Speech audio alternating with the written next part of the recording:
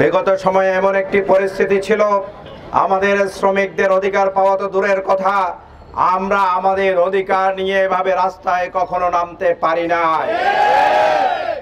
এজন্য আমরা আবার আল্লাহ তাআলার দরবারে শুকরিয়া আদায় করছি। আপনারা জানেন যে শ্রমিকের ঘাম শুকানোর পূর্বেই তার মজুরি দিয়ে দিতে হবে, কিন্তু আজকে এমন বৈষম্যপূর্ণ একটি রাষ্ট্র পুঁজিবাদী সমাজের মাধ্যমে সমাজতান্ত্রিক চিন্তার মধ্য দিয়ে এই বিগত 53 বছরে বাংলাদেশ শোষিত হয়েছে। এখানে আমাদের ন্যায্য মজুরি তো পাওয়া যায়নি, শ্রমিকরা তাদের অধিকার বুঝে পায়নি, বরং ঘাটে ঘাটে তারা লাঞ্ছিত এবং বঞ্চিত হয়েছে। সেই জায়গা থেকে আমরা স্পষ্টভাবে বলতে চাই, যারা এখানে মিল কারখানার মালিক, গার্মেন্টসের মালিক, শিল্প কারখানার মালিক, আপনারা খেয়াল রাখবেন, এই শ্রমিক মেহনতি মানুষের ঘাম রক্ত তাদের কষ্টের বিনিময়ে তিলে তিলে ইমারত এবং এই প্রতিষ্ঠানগুলো গড়ে উঠেছিল। সুতরাং সেই জায়গা থেকে আমরা বলতে চাই, শ্রমিকদের অধিকার আদায় না করে যেন তেন করে শ্রমিকদেরকে ঠকানোর সেই দিন শেষ হয়ে গিয়েছে। এজন্য আমরা বলবো, এই বাংলাদেশকে গড়তে হলে শ্রমিকদের যেভাবে প্রয়োজন আছে, ঠিক একইভাবে মালিকদেরও প্রয়োজন আছে। শ্রমিক এবং মালিকের মিল বন্ধনে আগামী দিনে আমরা একটি সোনালী বাংলাদেশ গড়ে তুলতে চাই। সেই সোনালী বাংলাদেশ গড়তে হলে এই শ্রমিক এবং মালিকদের মধ্যে ইসলামী যে শ্রমনীতি রয়েছে, সেই শ্রমনীতিকে ফলো করার কোনো বিকল্প নেই, সেটাকে অনুসরণ করার কোনো বিকল্প নেই।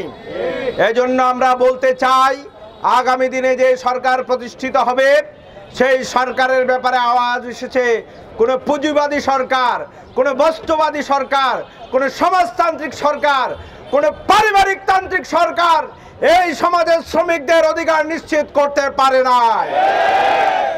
এজন্য এখন রব উঠেছে, পার্লামেন্টে কোরআনের রাজ যারা কায়েম করতে চায়, কোরআনের হুকুম যারা কায়েম করতে চায়, কোরআন দিয়ে যারা দেশ পরিচালিত করতে চায়, তাদেরকে বাংলাদেশের মানুষ আগামী দিনে পার্লামেন্টে দেখতে চায়।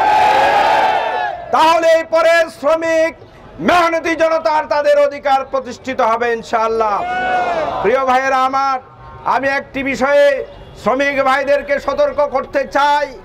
কয়দিন পর পর সেই পতিত সরকার আমাদের এই সম্ভাবনাময়ী গার্মেন্টস সেক্টর এবং শিল্প কারখানাগুলোকে ধ্বংস করার জন্য পার্শ্ববর্তী দেশের পরিকল্পনায় নানা অজুহাতে, ঠুনকো অজুহাতে আমাদের এই শিল্প কারখানাগুলোকে নানাভাবে এখানে গন্ডগোল পাকানোর জন্য চেষ্টা করা হয়।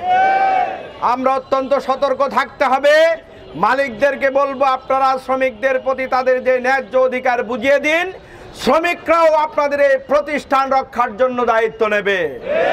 কিন্তু কারো পরিকল্পনা বাস্তবায়নের জন্য যদি আপনারা শ্রমিক অসন্তোষ তৈরি করেন, তাহলে এর দায় দায়িত্ব কিন্তু আপনাদেরকে নিতে হবে।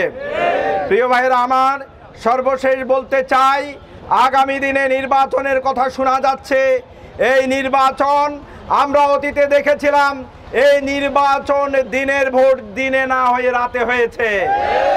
আমরা শ্রমিক জনতাকে সামনে নিয়ে বলতে চাই, বাংলাদেশে আগামী দিনে আর কোনো দিনের ভোট রাতে হতে দেয়া হবে না।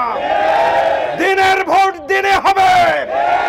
আমার ভোট আমি দেব, যাকে খুশি তাকে দেব। এবং সেই জায়গায় যারা ইনসাফ কায়েম করবে, যারা আর প্রতারণা করবে না, যারা মানুষের অধিকার নিয়ে ছিনিমিনি খেলবে না, তাদেরকে আমরা আমাদের নেতা হিসেবে দেখতে চাই। আরেকটি বিষয় বলে শেষ করতে চাই, আমাদের লাখো শ্রমিক মহিলা কর্মী রয়েছে। আপনারা জানেন, আমাদের সেই বোনেরা তাদের ইজ্জত এবং নিরাপত্তা নিয়ে কিন্তু তারা সেখানে কাজ করতে পারে না। নানাভাবে যৌন হয়রানির শিকার হয় তারা। ইসলামী সরকার যদি প্রতিষ্ঠিত হয়, আমাদের বোনদের ইজ্জত আব্রু রক্ষা করে তাদের কর্মসংস্থানের সঠিক ব্যবস্থা আমরা করে দেব ইনশাআল্লাহ।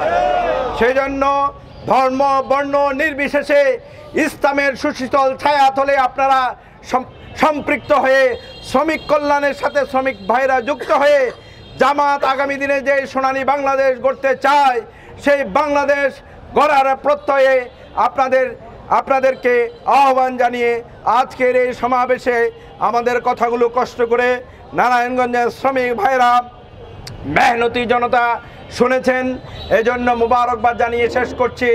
আসসালামু আলাইকুম ওয়া রাহমাতুল্লাহি ওয়া বারাকাতুহু।